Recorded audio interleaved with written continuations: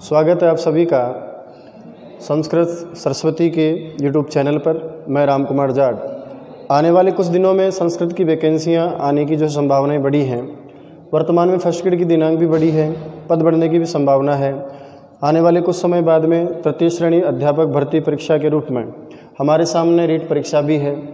कब आएगी, क्या पाठ्यक्रम रहेगा, उसकी चर्चा भी मैं आपके साथ करूँगा। आज का जो ये वीडियो है मेरा, वो विशेष रूप से रीट परीक्षा को या टेट परीक्षा को आधार मान करके रहेगा। आप सभी जानते हैं कि रीट परीक्षा के पाठ्यक्रम में 5 पार्ट होते हैं। यदि आप लेवल 1 से परीक्षा दे रहे हो तो आपके 4 पार्ट होते हैं। यदि आप लेवल 2 से परीक्षा दे रहे हो तो आपके 5 पार्ट होते हैं। पूरी भर्ती परीक्षा में आपका प्रश्न पत्र जो होता है वो 150 प्रश्नों का, एक अंक का एक प्रश्न होता है, इसलिए वो 150 अंकों का आपका पेपर होता है। उसमें 2 लैंग्वेज आपको लेनी होती है। एक लैंग्वेज आपकी संस्कृत, हिंदी या इंग्लिश, जो भी आप लेना चाहो, इन्हीं में से आपकी एक लैंग्वेज होती है। इस प्रकार 2 लैंग्वेज आपको चयन करनी होती है। उसमें से हम अधिकतर मातृभाषा हिंदी का चयन एक भाषा के रूप में करते हैं। दूसरी भाषा के लिए भी हमें एक भाषा का चयन करना होता है। वो हमारी हिंदी के अलावा संस्कृत या इंग्लिश, उर्दू, सिंधी, पंजाबी, जो भी भाषा हमारे हिसाब से हो उसका चयन हम करते हैं। ज़्यादातर परीक्षाओं में देखा गया है अंग्रेजी साहित्य के अलावा जो भी विद्यार्थी होते हैं वो अधिकतर हिंदी को मातृभाषा के रूप में स्वीकार करते हैं और द्वितीय भाषा के रूप में संस्कृत को स्वीकार करते हैं। तो संस्कृत विषय का रीट भर्ती परीक्षा में क्या महत्व है, क्या उसका महत्वपूर्ण योगदान आपकी सफलता में रहता है, इस विषय को लेकर मैं थोड़ी चर्चा आपसे करना चाहता हूँ। संस्कृत रीट के संदर्भ में आप लेवल 1 के हैं तो भी और लेवल यदि आप द्वितीय के हैं तो भी आपको 2 भाषाओं का चयन करना होता है। एक भाषा आपकी प्रथम भाषा के रूप में होती है, एक भाषा आपकी द्वितीय भाषा के रूप में होती है। यदि आप लेवल 2 की तैयारी कर रहे हो तो भी निश्चित रूप से आपको एक भाषा प्रथम भाषा के रूप में और एक भाषा द्वितीय भाषा के रूप में आपको चयन करना होता है। अधिकतर हमारी जो कार्यप्रणाली रहती है, एक भाषा के रूप में हम जो हमारी मातृभाषा है उसको हम स्वीकार करते हैं, जो हमारी हिंदी है। दूसरी भाषा के चयन में हमारे पास ऑप्शन होते हैं, हम संस्कृत भी ले सकते हैं, हम इंग्लिश भी ले सकते हैं। तो ज़्यादातर हम संस्कृत का चयन करते हैं। क्यों करते हैं उसके बारे में मैं आपसे चर्चा करूंगा। यदि आप लेवल 2 परीक्षा दे रहे हैं तो भी आपकी प्रथम भाषा हिंदी, और मेरे संदर्भ में यदि आप बात करेंगे तो द्वितीय भाषा रहेगी मेरी संस्कृत। हम इंग्लिश के स्थान पर या किसी अन्य भाषा के स्थान पर संस्कृत को ही क्यों वरीयता दें, उसका एक प्रमुख कारण है हिंदी व्याकरण शिक्षण विधियाँ और संस्कृत व्याकरण और शिक्षण की विधियाँ ये कहीं ना कहीं आपकी समान होती हैं। दोनों में व्याकरण और शिक्षण विधि के हिसाब से काफ़ी समानताएं पाई जाती हैं, इसलिए हम कहीं ना कहीं संस्कृत का चयन करते हैं। यदि आपकी प्रॉपर दिशा में उचित मार्गदर्शन आपको मिलता हो, सरल प्रस्तुतिकरण के रूप में यदि आपको विषय मिलता हो, तो निश्चित रूप से मैं ये समझता हूँ कि हमें हिंदी के ही समान रीट परीक्षा में संस्कृत विषय में भी अच्छे अंक प्राप्त होते हैं। एक तो दोनों का व्याकरण समान, एक दोनों की शिक्षण विधि समान, इसलिए हम कहीं ना कहीं संस्कृत भाषा का चयन करते हैं। अब आप जब संस्कृत भाषा का चयन कर चुके हों, इस संदर्भ में मैं थोड़ी आपके सामने पाठ्यक्रम की चर्चा करता हूं कि रीट भर्ती परीक्षा में आपका पाठ्यक्रम क्या रहता है। प्रश्न पत्र का यदि आपने विश्लेषण किया हो तो प्रश्न पत्र विश्लेषण में आपने मुख्य रूप से आपके पेपर की रणनीति इस प्रकार रहती है। सबसे पहले आपको परीक्षा में 30 प्रश्नों में से पूछने के लिए आपको एक गद्यांश दिया जाता है। फिर आपको या तो पूरा पद्य या फिर उस पद्य का एक अंश यानी पद्यांश दिया जाता है, और उसके बाद में नंबर 3 में आपके पेपर में पार्ट होता है शिक्षण विधि का। तो 3 प्रकार से आप पेपर को देखते हैं, गद्यांश, पद्यांश और शिक्षण की विधि का। इसमें गद्यांश और पद्यांश को आधार मान करके जो प्रश्न आपसे पूछे जाते हैं वो गद्यांश पद्यांश को तो लेकर होते ही होते हैं, उसके साथ में व्याकरण को लेकर के भी वो आपसे प्रश्न करता है। व्याकरण से गद्यांश पद्यांश हो जाता है, और दूसरा जो पार्ट आपका सेपरेट बचता है वो शिक्षा शास्त्र यानी शिक्षण शास्त्र या शिक्षण विधि का होता है। तो मुख्य रूप से भी आप देखेंगे तब तो आपके 3 पार्ट आपको दिखाई देते हैं। लेकिन यदि मैं समेकित रूप से देखूं और संपूर्ण पाठ्यक्रम को या पूरे पेपर को यदि 2 भागों में मैं बांटना चाहूं, तो एक मेरा पार्ट होता है जिसका नाम है पूरा का पूरा, जिसको आगे जाकर आप 2 भागों में बांटते हो। जैसे एक आता है आपका गद्यांश और दूसरा जो आपका आता है वो है आपका पद्यांश। तो गद्यांश और पद्यांश मैंने अभी भी आपसे कहा कि ये जो आपको पूछते हैं उन दोनों में ही आपके जो सवाल होते हैं वो व्याकरण ग्रामर को आधार मानकर किए जाते हैं। उसके बाद में जो आपका दूसरा वाला पार्ट होता है, यदि मैं इसको भी समझना चाहूँ तो मैं इसको इस प्रकार बांट सकता हूँ कि दूसरा वाला जो पार्ट आपका होता है वो होता है आपके शिक्षण की विधियों का। इस प्रकार आपके समेकित पाठ्यक्रम में दो पार्ट होते हैं। गद्य पद्य तो आपके सामान्य व्याकरण को आधार मानकर पूछे जाते हैं और जो शिक्षण विधि के सवाल हैं वो आपको डायरेक्ट पूछे जाते हैं। आइए साहब, प्रथम वाले पार्ट में हमारे पास कौन कौन से बिंदु हैं, कौन कौन से बिंदुओं को आधार मानकर हमसे परीक्षा में प्रश्न करता है, इसकी चर्चा हम करते हैं। व्याकरण वाले पार्ट में यदि आप सबसे पहले देखेंगे भाषा की सबसे छोटी इकाई जिसको आप बोलते हो वर्ण, वर्ण के बारे में आपसे प्रश्न करेगा। यदि मैं वर्णों का संयोजन कर दूं, वर्णों को मिला दूं, तो दूसरे नंबर पर मेरा होता है कार्यक्रम, उसका नाम है संधि। संधि से वर्ण संयोजन में शब्दों का निर्माण होता है। यदि मैं संधि में बने शब्दों को संयोजन कर दूं, यदि मैं शब्दों को मिला दूं, तो उस प्रक्रिया का नाम होता है समास। समास के बाद में धातु या शब्द के आगे जो जुड़ते हैं उसे हम उपसर्ग कहते हैं। यदि हम धातु के बाद में कुछ जोड़ें या शब्द के बाद कुछ जोड़ें तो वो प्रत्यय कहलाते हैं। इसके बाद में आपने हिंदी में अविकारी शब्द और विकारी शब्द पढ़े होंगे। संस्कृत व्याकरण में उन्हीं अविकारी शब्दों को जिस नाम से जाना जाता है उनको हम बोलते हैं अव्यय। अव्यय के बाद में आपके ही पाठ्यक्रम में आगे जाकर के एक बहुत अच्छा टॉपिक जो दिया होता है, शब्दों के रूप और क्रिया बनाने के लिए धातु से बनाए जाते हैं धातु के रूप। शब्द रूप और धातु रूप के बाद हमारे पास में जो विषय होता है, एक बहुत ही अच्छा टॉपिक आपका होता है जिसमें आपके पूछे जाते हैं सामान्य संज्ञा पद। संज्ञा के स्थान पर जो काम आते हैं वो सर्वनाम पद, और इसी के साथ संज्ञा और सर्वनाम की विशेषता बताने वाले ऐसे कुछ शब्द होते हैं जिनको संस्कृत व्याकरण हिंदी व्याकरण में विशेषण के नाम से आप जानते हैं। जिसकी विशेषता बताई जाती है वो विशेष्य पद कहलाते हैं। विशेषण विशेष्य के बाद एक बहुत ही अच्छा टॉपिक आपकी संस्कृत व्याकरण में है जिसका नाम होता है कारक। कारक में आप विभक्ति ज्ञान तो सीखते ही सीखते हैं, 6 कारकों का विस्तार से अध्ययन करते ही करते हैं, उसके तो परीक्षा में प्रश्न बनते ही बनते हैं। उसके अलावा इसलिए भी महत्वपूर्ण टॉपिक हो जाता है क्योंकि कारक को आधार मान करके कई सारे रूप, कई सारे प्रश्न आपसे आगे और करता है। जैसे आपके सदाबहार परीक्षा में प्रश्न आते हैं अनुवाद के, तो कारक को ही आधार मानकर आपसे अनुवाद के प्रश्न करता है। संस्कृत से हिंदी या हिंदी से संस्कृत भाषा में आपसे अनुवाद पूछता है। आपने कई सारे प्रश्न देखे होंगे जो आपको अशुद्धि करके वो स्वयं लिखता है और आपसे कहता है कि साहब अशुद्धि का आगे संशोधन यानी सही करके आप इनको लिखिए। तो ये सेकंड वाला पार्ट इसी से निकलता है। हिंदी के ही समान हमारे पास भी 3 वाच्य होते हैं। कर्ता की प्रधानता वाला कर्तृवाच्य, कर्म की प्रधानता वाला कर्मवाच्य, और जहाँ क्रिया प्रधान हो तो उसका नाम भाववाच्य। इसी को आधार मानकर से आपसे भी हिंदी के ही समान संस्कृत व्याकरण रीट परीक्षा में वो वाच्य परिवर्तन के प्रश्न करता है। तो कारक को आधार मानकर के 4 प्रकार के विषय वस्तु आपकी रीट परीक्षा में होती है। एक तो स्वयं कारक, कारक आधारित अनुवाद, कारक आधारित या अन्य विषयों को आधार मानकर अशुद्धि संशोधन, और कारक यानी अनुवाद को ही आधार मानकर वो आपसे वाच्य परिवर्तन पूछता है।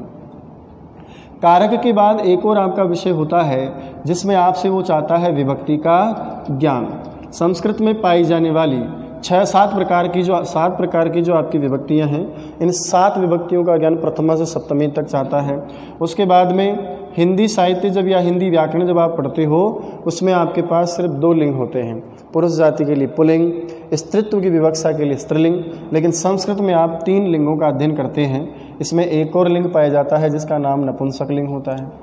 हिंदी में केवल व्याकरण में 2 आपके पास में वचन पाए जाते हैं, वही संस्कृत में आपके वचन हो जाते हैं 3। मेरे पास 1 के लिए एक वचन, 2 के लिए द्विवचन, 3 या 3 से अधिक के लिए बहुवचन होता है। इसी प्रकार से आगे एक और टॉपिक आपका होता है जिसमें आपसे पर्याय शब्द पूछता है और साथ में विपरीत अर्थ वाले शब्द यानी विलोम शब्द भी वो आपसे पूछता है। पाठ्यक्रम में आगे वाक्य आधारित कुछ प्रश्न निर्माण की प्रक्रिया भी वो आपसे जानना चाहता है। आपको उत्तर दिया होगा, उस उत्तर को आधार मान करके आपसे वो पूछेगा कि रेखांकित पद को आधार मान करके या दिए गए प्रश्न को आधार मान करके आप प्रश्न का निर्माण कीजिए। इसके बाद में एक आता है आपका पाठ्य पुस्तक आधारित प्रश्न। इसका तात्पर्य ये होता है कि संस्कृत साहित्य में ऐसी या व्याकरण शास्त्र में या दर्शन में ऐसी कौन सी महत्वपूर्ण पुस्तकें हैं जो संस्कृत साहित्य में महत्वपूर्ण स्थान रखती हैं, जिनकी जानकारी आपसे वो अपेक्षित रखता है। मान लीजिए कालिदास का कोई महान ग्रंथ अभिज्ञान शाकुंतलम का नाम आप सब सुने हैं, तो वो अभिज्ञान शाकुंतलम का नाम आपसे पूछेगा कि बताइए इसका रचयिता कौन है। अश्वघोष की रचनाओं के बारे में आपसे पूछेगा, दंडी की रचना के बारे में आपसे पूछेगा। पाठ्य पुस्तक के बाद में एक आपका टॉपिक होता है संस्कृत के महान ग्रंथों में कुछ अच्छी बातें, आपको नैतिक बातें, नैतिक शिक्षाप्रद बातें बताई जाती हैं, जिनको हम सुष्टु, उक्ति, सुक्ति के नाम से जानते हैं। उसके भी प्रश्न है। पिछली बार भी आपने देखा 2017 रीट परीक्षा में भवभूति के द्वारा रचित काव्य से एक सुक्ति आपको परीक्षा में दी गई थी। इसका व्याकरण शास्त्र के साथ एक छोटा सा बहुत ही प्यारा टॉपिक आपको परीक्षा में पूछता है, जिसका नाम होता है छंद। ये पद्य का विशेष है, पद्य इसके बिना चलता नहीं है। तो जैसे ही आपकी परीक्षा में पद्यांश आएगा तो निश्चित रूप से एक सवाल इसके लिए होता है कि प्रस्तुत पद्यांश में बताइए छंद का नाम क्या है। तो इसके लिए आपको छंद की जानकारी होना भी आवश्यक है। तो संस्कृत व्याकरण वर्ण, संधि, समास आदि से लेकर पाठ्य पुस्तक प्रश्न निर्माण तक पहुंचती है। साथ ही सुक्तियाँ और छंद भी इसके साथ में 2 टॉपिक जोड़े गए हैं। इसके बाद में यदि मैं बात करूं शिक्षण विधियों की, शिक्षण शास्त्र की, तो हम सब जानते हैं कि कक्ष में एक अध्यापक और विद्यार्थी के बीच बराबर अंतःक्रिया या संप्रेषण चलता है।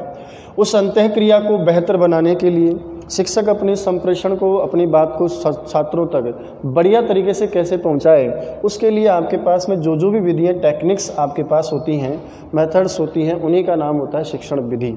अब हम संस्कृत विषय में कौन कौन सी शिक्षण विधियों का अध्ययन करें ताकि एक शिक्षक बेहतर तरीके से अपनी बात को छात्रों तक पहुंचा सके, वो सारी के सारी शिक्षण विधि का पाठ होता है।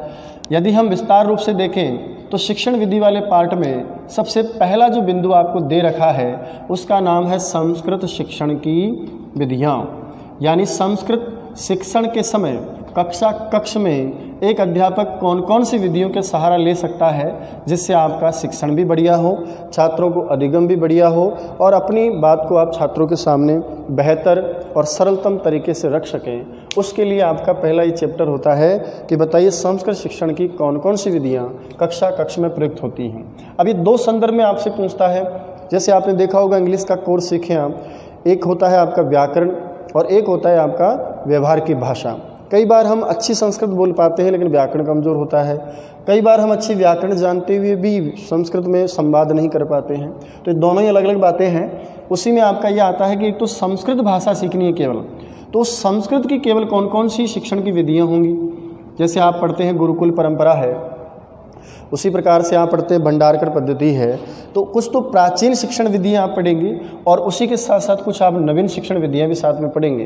तो एक पार्ट तो होता है कि केवल संस्कृत शिक्षण की कौन सी विधियाँ हैं। जैसे आपको पता है कि किसी भी भाषा का अध्ययन जब हम करते हैं, चाहे वो अंग्रेजी भाषा हो, हिंदी भाषा हो या संस्कृत भाषा हो, किसी भी भाषा की सबसे बढ़िया विधि आपसे पूछता तो आप हमेशा प्रत्यक्ष विधि का नाम बताते हैं, क्योंकि किसी भी भाषा को सिखाने का माध्यम यदि वही भाषा हो तो हम उस भाषा को बेहतर और बढ़िया तरीके से समझा पाते हैं।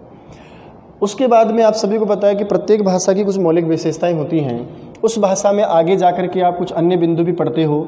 जैसे उस भाषा में गद्यांश या गद्य भी पाया जाता है, उसी भाषा में पद्य भी पाया जाता है, उसी भाषा में अभिनय वाला जो पार्ट है उसको नाटक हम बोलते हैं, उसी में आपका जो भाषा का प्राण है जिसको आप बोलते हो व्याकरण, और उस भाषा के ज्ञान को दूसरी भाषा में संप्रेषित करने के लिए, भेजने के लिए, उस जगत को बताने के लिए जिस माध्यम का सहारा लेते हैं वो आपका अनुवाद है। तो एक तो संस्कृत की विधियाँ हम पढ़ेंगे। संस्कृत की कौन सी अच्छी विधियाँ हैं, पहले ज़माने में कौन सी अच्छी विधियाँ हुआ करती थी, आज कौन कौन सी अच्छी विधियाँ हैं। उसके बाद हम संस्कृत विषय के जो अंग हैं, संस्कृत में जो अलग अलग पार्ट हैं, गद्य की सबसे बढ़िया विधि कौन सी है, पद्य की कौन सी है, व्याकरण कैसे पढ़ाऊँ, अनुवाद कैसे पढ़ाऊँ, नाटक कैसे पढ़ाऊँ। जैसे आपसे पूछा गया, मैंने अभी आपसे बोला भी कि संस्कृत शिक्षण की विधि सबसे बढ़िया कौन सी मानी जाएगी, तो आप तुरंत कहोगे साहब ये तो प्रत्यक्ष विधि है। लेकिन आपसे जैसे ही कहा जाए कि गद्य की सबसे बढ़िया विधि कौन सी है, आपके प्रश्न का उत्तर बदल जाएगा। आप तुरंत कहेंगे उद्बोधन विधि है। पद्य का नाम लेते आपने सुना है दंडान्वय, खंडान्वय विधि का नाम आता है।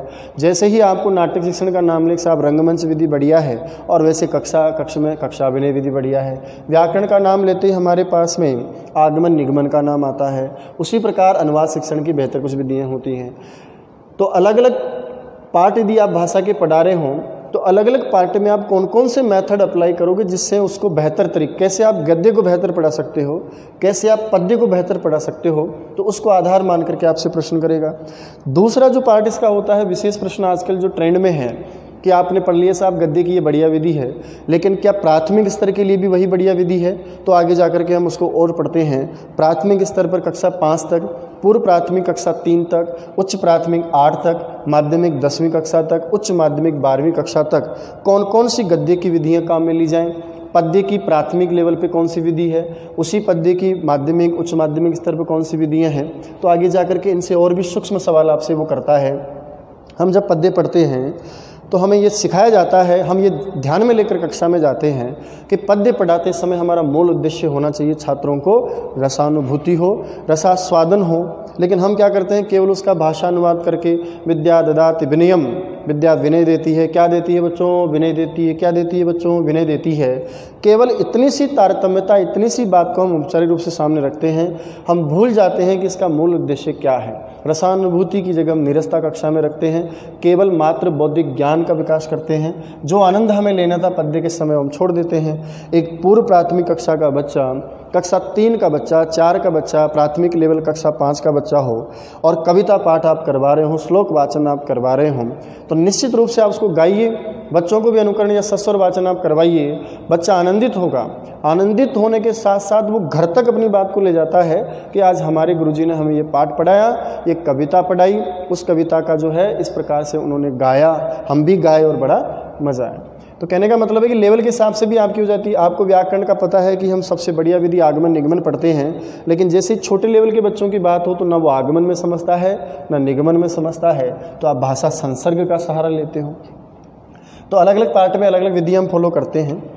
इसी में आप एक पार्ट पढ़ते हो जिसको आपके सिलेबस का 1.1 में नाम दे सकता हूँ, यानी ये तो संस्कृत शिक्षण विधियों का पार्ट हो गया। इसके अलावा इसमें आपके अलग अलग पार्ट में एक और पार्ट आता है जिसमें आप पढ़ेंगे संस्कृत शिक्षण के समय कौन कौन से सूत्र और सिद्धांतों को ध्यान में रखना है, जिसको आप बोलते हो संस्कृत शिक्षण के सूत्र, और साथ में जिनका आप नाम देंगे सिद्धांत। शिक्षण के सूत्र और सिद्धांत में थोड़ा सा मौलिक भेद होता है। आपने सुना है कि साहब ज्ञात से ज्ञात, सरल से कठिन, सूक्ष्म से जो है स्थूल से सूक्ष्म की ओर हमारा शिक्षण होना चाहिए। तो एक तो होता है शिक्षण के सूत्र कि शिक्षण हमारा कैसा हो, शिक्षण को कैसे करवाया जाए, उसका प्रवाह, उसकी गति क्या हो, वो तो होता है शिक्षण के सूत्र। और शिक्षण कार्य किन को आधार मान करके, किन पे बेस्ड होता है, किन पर आधारित होता है, वो होते हैं शिक्षण के सिद्धांत। और आजकल ये दोनों ही बातें परीक्षाओं में बहुत अधिक पूछी जाती हैं। जैसे कक्षा में जाकर अध्यापक सबसे पहले सरल विषय बच्चों के सामने रखता है और उसके बाद में वो कठिन विषय रखता है, तो इसका मतलब है कि वो कक्षा में सरल से कठिन की ओर जा रहा है। एक अध्यापक पहले ऐसी चीज़ें जो है बच्चों से जानकारी के रूप में लेता है जो बच्चे जानते हैं, और फिर ऐसी चीज़ें सामने रखता है जो बच्चे नहीं जानते हैं। इसका मतलब वो ज्ञात से अज्ञात की ओर कक्षा में बढ़ रहा है। पहले अध्यापक बच्चे को बड़े रूप में दिखाता है, फिर उसके एक एक अंश की तरफ जाता है, इसका मतलब वो पूर्ण से अंश की और सूत्र का अनुसरण कर रहा है। तो ऐसे ही कुछ प्रश्न हैं। इसके अलावा आपसे पूछेगा कि बताइए प्रस्तावना मेथड आप करते हो, उस प्रस्तावना के समय किस शिक्षण सूत्र का जो आप अनुसरण करेंगे। हम सभी पढ़ते आए हैं कि प्रस्तावना हमेशा ज्ञात से अज्ञात की ओर होती है। उसी प्रकार से एक नया ट्रेंड है कि सिद्धांत के भी आपको अच्छे सवाल करता है। सिद्धांत में वो आपसे पूछता है कि बताइए एक कक्षा में शिक्षक आकर के बच्चे को पहले मौखिक अभ्यास करवाता है, उसके बाद में वो लिखित अभ्यास करवाता है, कौन से सिद्धांत की जो है वो पालना कर रहा है। हम सभी जानते हैं कि हम जन्म के सबसे पहले, जन्म के बाद जो है सबसे पहले हमारा श्रवण होता है, फिर भाषण होता है, और ये दोनों ही पार्ट आपके मौखिक पार्ट हैं। फिर जैसे ही हम बड़े होते हैं उसके बाद पढ़ना और लिखना सीखते हैं, तो निश्चित रूप से हम जो स्वाभाविक रूप से सीखते हैं उसका क्रम होता है मौखिक से लिखित। और अध्यापक यदि मान लीजिए यही अनुसरण, इसी बात को ध्यान में रख करके शिक्षण कार्य करवाता है, तो निश्चित रूप से वो स्वाभाविकता के सिद्धांत का पालन कर रहा है। एक कक्षा में अध्यापक हमेशा छात्रों को अपने विषय से जोड़े रखता है, उनमें निरस्ता नहीं आने देता और उनका बराबर जो है रुचि का ध्यान रखता है, तो ये रुचि का सिद्धांत हो जाएगा।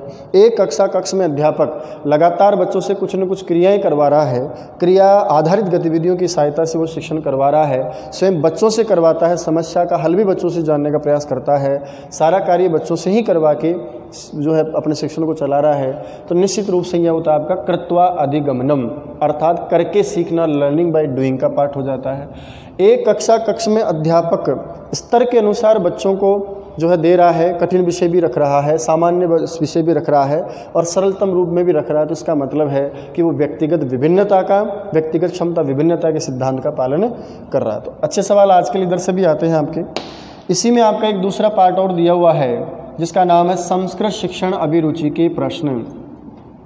संस्कृत शिक्षण के समय बच्चों की रुचि बनी रहे उसके लिए कक्ष में अध्यापक कौन कौन से प्रश्नों का सहारा लेता है, ऐसे प्रश्नों का नाम ही संस्कृत शिक्षण अभिरुचि के प्रश्न होते हैं। अब कई बार तो हम समझ ही नहीं पाते कि यार ऐसे कौन से सवाल हैं जिनको पढ़ करके आनंद आता हो, बच्चों से करो और बच्चा बड़ा आनंदित हो।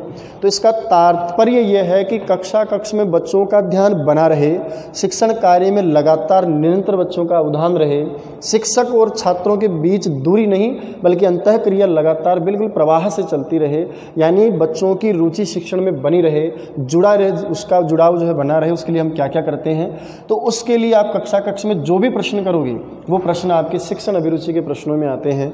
जैसे आपको पता है कक्ष में जाने के बाद एक अध्यापक सबसे पहले जो प्रश्न करता है प्रस्तावना के प्रश्न हैं। उसी प्रकार से उसके बाद वो बच्चों से सरल थोड़ा पढ़ाने के बाद सरल विषय में रूप में प्रश्न रखता है, वो बच्चों के लिए बोध प्रश्न हैं। उसके बाद में जब वो थोड़ा विषय वस्तु पढ़ा देता है और गद्य यदि आप पढ़ा रहे हो तो उसके लिए वो विचार विश्लेषण के प्रश्न करता है। यदि आप पद्य पढ़ा रहे हो तो निश्चित रूप से आप भाव विश्लेषण के प्रश्न करते हैं। ये सारे के सारे आपके प्रश्न होते हैं और बच्चा इनको कठिनता से स्वीकार नहीं करता बल्कि वो ये मान के चलता है कि गुरुजी ने हमको पढ़ाया है, समझाया है, सिखाया है और वो उसी के साथ पूछते जा रहे हैं। तो बच्चों को कठिनता का अनुभव भी नहीं होता और आपके इसमें वो लगातार साथ जो है देते हैं और रुचि के साथ सीखने का प्रयास भी करते हैं। ये दो पार्ट आपके इसमें आते हैं। इसके बाद संस्कृत शिक्षण विधि का जो सेकंड पार्ट होता है उसका नाम होता है कि भाषा के कौन कौन से कौशल हैं, चाहे वो संस्कृत भाषा हो, हिंदी भाषा हो या आंग्ल भाषा यानी अंग्रेजी भाषा हो, उसके सभी प्रकार की भाषाओं में आपके कौशल पाए जाते हैं। और बताइए आप इनकी संख्या कितनी पढ़ते हैं?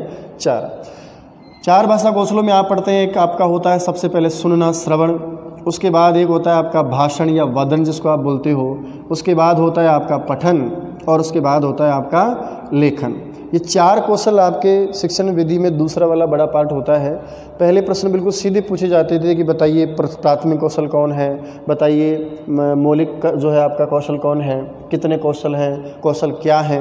लेकिन आजकल एक नया ट्रेंड आ गया कि बताइए ऐसे कौशल का नाम जो मूर्त हो लेकिन लिप्यात्मक ना हो, बताइए जो लिप्यात्मक हो लेकिन ग्रहणात्मक ना हो, ऐसा बताइए जो अभिव्यक्त्यात्मक हो लेकिन लिप्यात्मक ना हो। तो इस प्रकार से धीरे धीरे हम जहाँ हम सीख रहे हैं तो परीक्षक हमसे थोड़ा और आगे निकल जाता है और कुछ मौलिक प्रश्न उठा के लाता है।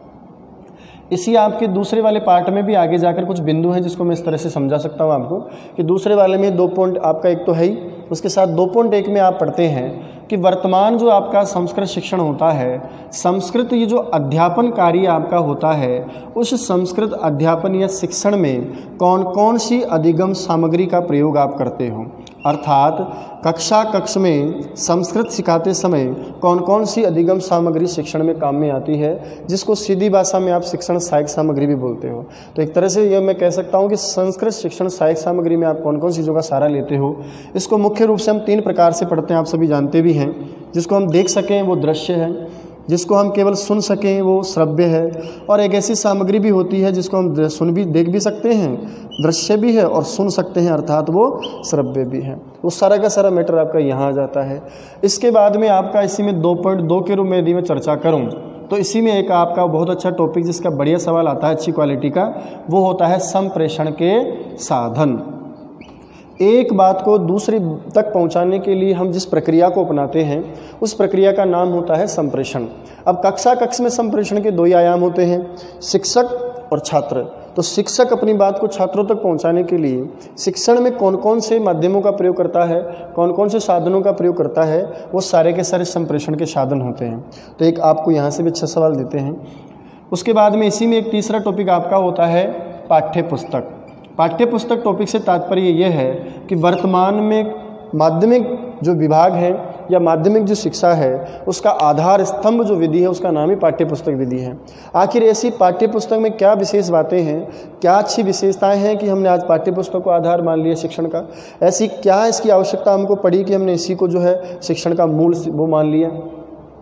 तो इसमें से आपको कई सारे सवाल करता है कि जैसे अच्छी पाठ्यपुस्तक की क्या विशेषताएं हैं, एक पाठ्यपुस्तक में कौन कौन से यदि कुछ चीज़ें हों तो वो दोष कहलाएंगी, प्राथमिक के बच्चों की पाठ्यपुस्तक का निर्माण कैसे हो, पाठ्यपुस्तक निर्माण यदि माध्यमिक स्तर पर आप कर रहे हो तो उसका निर्माण कैसे हो, अच्छी पाठ्यपुस्तक में क्या हो, पाठ्यपुस्तक में क्या नहीं हो, पाठ्यपुस्तक किन सिद्धांतों पर काम करता है, पाठ्यपुस्तक में आपको क्या क्या अवसर हैं, अभ्यास के अवसर हैं कि नहीं है, वो बच्चों सरल से कठिन की ओर जो है बनाई जाती है कि नहीं बनाई जाती, कक्षा के स्तर का ध्यान रखते हैं कि नहीं रखते, बच्चे के मानसिक बौद्धिक स्तर का ध्यान रखा जाता है कि नहीं रखा जाता, उसमें अभ्यास के पर्याप्त आपको अवसर मिलते हैं या नहीं मिलते हैं, वो एकांगी विकास करने वाला है या बच्चे का सर्वांगीण विकास करने वाला है, सभी प्रकार के पाठों का समावेश है या नहीं है। इन सारी बातों को ध्यान में रख करके आपको पाठ्यपुस्तक आधारित, इसको मैं चाहूँ तो पाठ्यपुस्तक या पाठ्यपुस्तक विधि का नाम भी मैं दे सकता हूँ।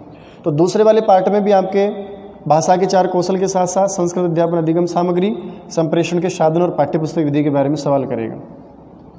तीसरा वाला आजकल एक नया ट्रेंड चला है 2009-10 के बाद कि हम परीक्षा को छोड़ करके एक नए उसकी तकनीकी की तरफ चले हैं जिसका नाम है मूल्यांकन।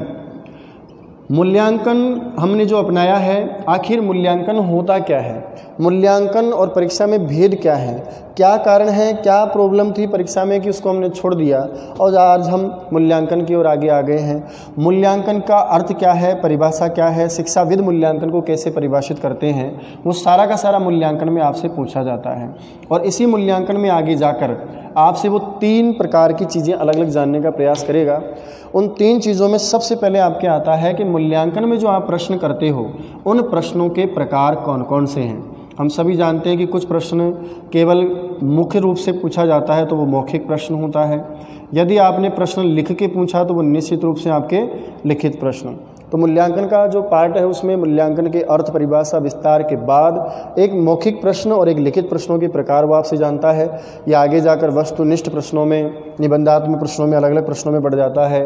वस्तुनिष्ठ प्रश्नों की क्या विशेषताएं हैं, क्या उसमें दोष हैं, निबंधात्मक प्रश्नों को आप कितने प्रकार से पढ़ते हो, उनकी क्या खास बात है, उनमें क्या दोष हैं। यदि मैं बच्चे की तर्क शक्ति का विकास करना चाहता हूँ, सृजनात्मकता का विकास करना चाहता हूँ तो मैं कौन से प्रश्नों का सहारा लूँ। मैं केवल बच्चे के ज्ञान का परीक्षण करना चाहता हूँ, मैं कौन से प्रश्नों का सहारा लूँ।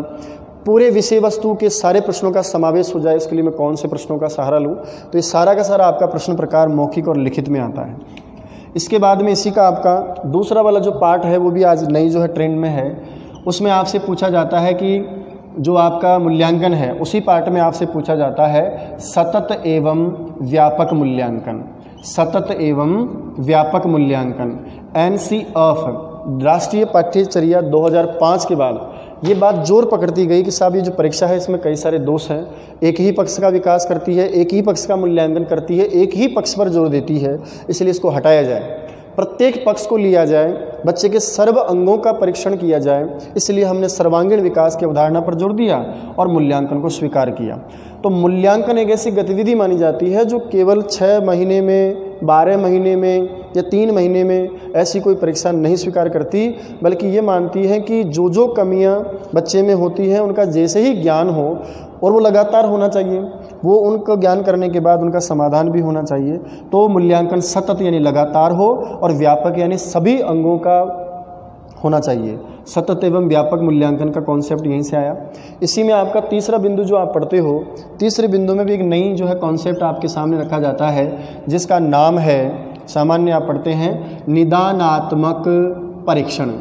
निदान यानी परीक्षण करना, और उसके बाद में परीक्षण के बाद आप करते हैं बच्चे का उपचारात्मक शिक्षण। देखिए ये जो आपके पाठ्यक्रम में लिया गया है या शिक्षण शास्त्र में जो हमने लिया है इसको, ये वास्तव में चिकित्सा शास्त्र की थ्योरी है। चिकित्सा शास्त्र में क्या होता है कि जैसे हम किसी मरीज़ को डॉक्टर के पास ले जाते हैं, डॉक्टर जाते ही सबसे पहले दवाई नहीं देता, बल्कि वास्तव में वो क्या करता है, बीमारी को देखता है, जांचता है, उसके कारणों का पता लगाता है। जैसे ही कारणों का पता लगाया उसने तुरंत क्या स्टार्ट कर देता है, वो हमारे लिए उपचार है। तो कारणों का पता लगाना, समस्या का क्या कारण है, क्या प्रॉब्लम है, किस वजह से प्रॉब्लम है, वो तो कहलाता है निदान। और वो निदान वास्तव में परीक्षण करके किया जाता है, इसलिए इसको बोला जाता है निदानात्मक परीक्षण। जैसे ही निदान हो जाता है हम उपचार करते हैं। अब हमारे पास में कक्षा कक्ष में यदि हम देखें तो कक्षा कक्ष में डॉक्टर और मरीज़ और दवा नहीं है, हमारे पास में डॉक्टर के स्थान पर शिक्षक हैं, मरीज़ के स्थान पर हमारे पास विद्यार्थी हैं जिसमें समस्या है या जिसके साथ समस्या है, और दवाई के स्थान पर हमारे पास होता है शिक्षण। अब मैं शिक्षक के रूप में यदि किसी बच्चे की कठिनाई का पता लगाना चाहता हूं तो मैं बच्चे का ऑब्जर्वेशन यानी परीक्षण करूंगा, उसका निरीक्षण करूंगा, वो तो है निदानात्मक परीक्षण। और कक्ष परिस्थितियों में मैं बच्चे का उपचार करूंगा, उसकी कमियों को दूर करूंगा। पढ़ना नहीं आता मैं पढ़ना सिखाऊंगा, लिखने में प्रॉब्लम है मैं लिखना सिखाऊंगा, अशुद्धि लेखन लिखता है मैं उसको शुद्ध करवाऊंगा, व्याकरण में ये चीज़ नहीं आती मैं उसको क्लियर करवाऊंगा। तो मैं उसका उपचार करूंगा, वो किसके माध्यम से करूंगा? शिक्षण के माध्यम से। तो दवा के स्थान पर जो है मेरे पास शिक्षण है, और शिक्षक जो है चिकित्सा में जो है डॉक्टर है वही शिक्षक है, और मरीज़ के स्थान पर मेरे पास विद्यार्थी हैं। तो ये आपका पूरा का पूरा कॉन्सेप्ट संस्कृत शिक्षण विधि रीट पाठ्यक्रम में है। इधर गद्यांश पद्यांश आधारित व्याकरण में आपको जो पढ़ाया जाता है वो सारा का सारा यहाँ है। ये पूरा पाठ्यक्रम आपके सामने मैंने रखा है। इसको रखने का उद्देश्य ये है कि कम से कम हमें ये पता होना चाहिए कि वास्तव में हम रीट परीक्षा के लिए यदि तैयारी करना चाहते हैं तो हम संस्कृत विषय में पढ़ें क्या। अब आज विडंबना क्या है? सबसे बड़ी विडंबना यह है कि रीट परीक्षा में देने वाले जितने भी अभ्यर्थी हैं उनको लैंग्वेज चयन करना होता है। ज़्यादातर हम ग्रामीण पृष्ठभूमि से होते हैं तो हमारी बड़ी समस्या होती है कि साहब अंग्रेजी भाषा हमारी कमज़ोर है, अंग्रेजी साहित्य हमारे पास रहा नहीं, तो हम संस्कृत को स्वीकार करते हैं। उसका एक सबसे बड़ा कारण ये भी हम मान के चलते हैं, मैंने प्रारंभ में आपसे कहा कि संस्कृत व्याकरण और शिक्षण विधियाँ लगभग हिंदी के समकक्ष होती हैं, 50-60% हमारा मैच करता भी है, इसलिए हम संस्कृत को द्वितीय भाषा के रूप में स्वीकार करते हैं। लेकिन ऐसा भी नहीं है कि पूरा का पूरा पाठ्यक्रम ही समान हो। मैं कुछ चीज़ें आपके सामने रखना चाहता हूं कि आज भी हम संस्कृत विषय को कठिन विषय के रूप में स्वीकार करते हैं। जैसे ही किसी से बात करते हैं कि साहब संस्कृत तो बहुत कठिन है, वही है ना, पढ़ते पढ़ते पता नहीं क्या क्या है, तो निश्चित रूप से उसका एक बड़ा कारण ये रहा है कि आज भी संस्कृत को कठिन इसलिए माना गया क्योंकि हमने संस्कृत को जो प्रस्तुत किया वो प्रस्तुत ही कठिन रूप में किया। हमने कभी संस्कृत को सरल रूप बनाने का प्रयास ही नहीं किया।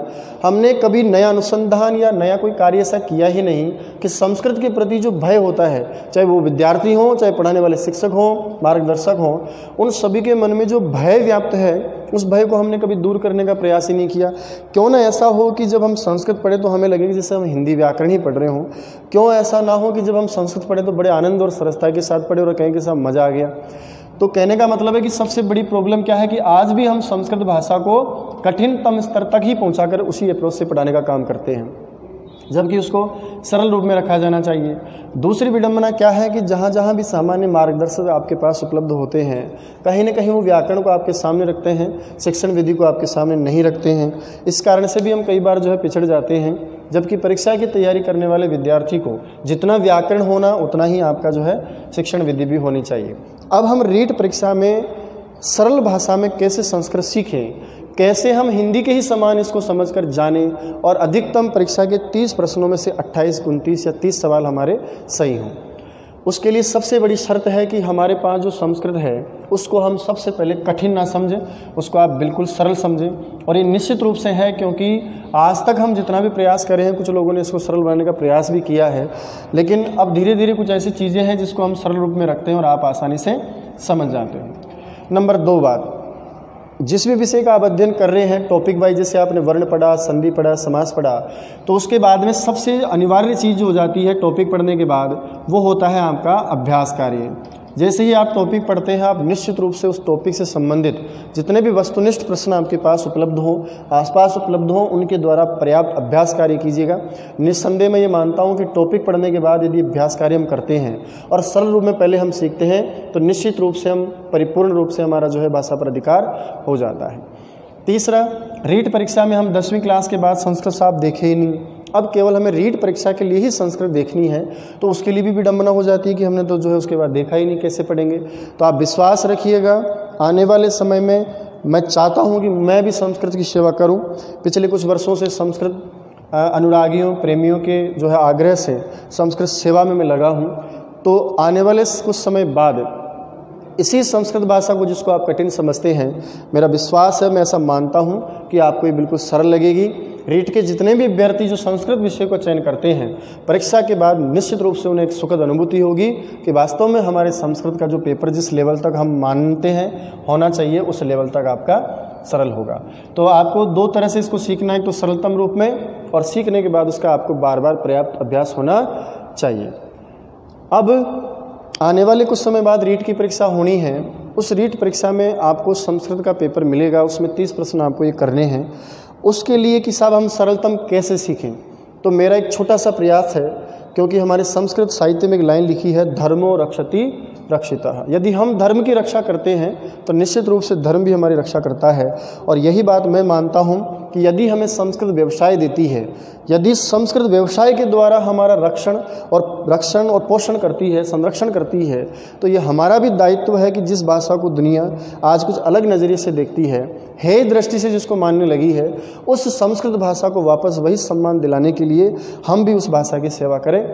सेवा से मेरा तात्पर्य है कि जिस भाषा को हम कठिन है ही समझते हैं, उसे सरल रूप में समझें, सरल रूप में सीखें, सरल रूप में आपके सामने रखें, जिससे कि अधिकाधिक लोग संस्कृत के प्रति जो है जागरूक हों, अधिकाधिक लोग संस्कृत जो है सीखें। तो आप विश्वास रखिएगा, आप लगातार चैनल के साथ बनी रहिएगा। आने वाले समय में हम प्रॉपर संस्कृत रीट की जितने भी पाठ्यक्रम में आपकी कालांश हैं, जो भी आपका मैंने पाठ्यक्रम बोर्ड पर लिखा है, उसके एक एक बिंदु का, एक एक जो आपका प्रकरण है उसका सभी का वीडियो बनाकर आपको यहाँ डाला जाएगा। उसके लिए मैं चाहता हूँ कि आप यदि वास्तव में आवश्यक समझते हैं तो आप कमेंट बॉक्स में आप कमेंट्स लिखेंगे और मेरे जो है यूट्यूब चैनल को आप लाइक्स करेंगे, सब्सक्राइब करेंगे, और आज का ये वीडियो आपको कैसा लगा ये भी आप मुझे बताएंगे, ताकि मैं प्रेरित होकर आपके उत्साह से, आपके जो है मोटिवेशन से, आपके प्रेम से, स्नेह से मैं और आगे जो है इसको बढ़ा सकूं। मैंने निश्चित रूप से अनुभव किया है कि आज भी संस्कृत विषय में अच्छे मार्गदर्शक नहीं हैं। कुछ लोगों ने काम किया है, लेकिन आज भी आवश्यकता है कि और अधिक काम किया जाए, जिससे कि हम संस्कृत को, वो जो सम्मान भारत को संस्कृत ने दिलवाया है, क्या कारण रहा है कि भारत विश्वगुरु रहा है, उसके पीछे सबसे बड़ा कारण था कि हमारे पास ज्ञान विज्ञान की इतनी समृद्ध परंपरा थी कि दुनिया उसको स्वीकार करती थी, लोहा मानती थी। अब क्या कारण है कि हम विश्वगुरु नहीं रहे बल्कि विश्व के अनुसरणकर्ताओं में हो गए? उसका सबसे बड़ा कारण है कि आज हमने हमारी संस्कृत और संस्कृति को छोड़ दिया है। तो हम चाहेंगे, जितने भी संस्कृत अनुरागी हैं, संस्कृत प्रेमी हैं, कि हमें अवसर मिला है तो निश्चित रूप से हम संस्कृत की सेवा करें। आज व्यावसायिक युग है, निश्चित रूप से हम कुछ भी पढ़ते हैं तो हम ये सोचते हैं कि साहब हमें व्यवसाय मिलना चाहिए। अब हम संस्कृत रीट में लेते हैं तो निश्चित रूप से भी हमारा पेपर अच्छा हो, रीट की वजह से हमारा सिलेक्शन हो, चाहे वो रीट पढ़े हों, चाहे आगे जो है संस्कृत को पढ़े हों, चाहे नहीं पढ़े हों। लेकिन यदि संस्कृत भाषा के कारण उनका सिलेक्शन होता है तो मैं ये मानता हूँ कि उनके दिलों में, उनके दिमाग में, उनके मन में संस्कृत के प्रति एक बड़ा विश्वास, संस्कृत के प्रति एक बहुत बड़ा अनुराग, एक बहुत अधिक प्रेम की जो है भावना का विकास होगा, भावना बढ़ेगी। और निश्चित रूप से आने वाले समय में हम धीरे धीरे संस्कृत को और बड़े परिदृश्य में, संस्कृत को और अधिक विस्तृत रूप में सभी के सामने रख पाएंगे। एक छोटी सी बात है कि साहब आने वाले दिनों में रीट परीक्षा जो आएगी, कब आएगी, आएगी कि नहीं आएगी, तो ध्यान रखिए कि आने वाले कुछ महीनों में आपको परीक्षा में जो है बैठने का मौका अवश्य मिलेगा। हाँ, ये अलग है कि वो रीट हो या सरकार उसे टेट के रूप में स्वीकार करती है। हो सकता है टेट के बाद में 3rd ग्रेड भर्ती के नाम से दोबारा विज्ञापन हो।